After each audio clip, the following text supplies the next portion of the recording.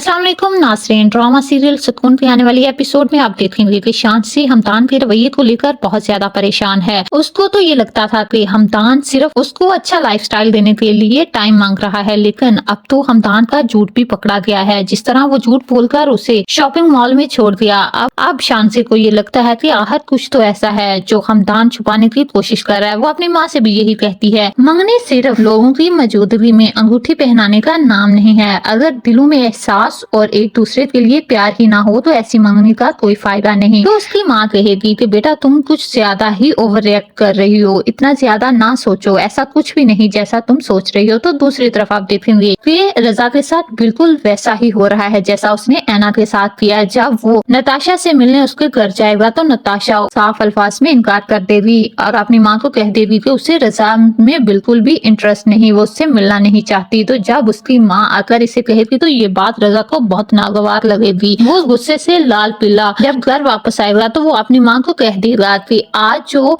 जरी aunty ने मेरे साथ किया मैं ये बिल्कुल भी बर्दाश्त नहीं करूंगा और आप उनसे कह दें ये दोबारा ना हो, वरना वो किसी सूरत भी ये रिश्ता नहीं निभा पाएगा। अभी तक रजा इस बात से बेखबर है कि नताशा की मॉम ने इनके कारोबार में करोड़ों की इन्वेस्टमेंट की है। अगर ये रिश्ता टूटा तो इससे न सिर्फ ये रिश्ता खत्म होगा बल्कि इनके कारोबार को भी बहुत ज्यादा नुकसान पहुंचेगा और ये चीज रजा का बाप बिल्कुल भी बर्दाश्त नहीं करेगा।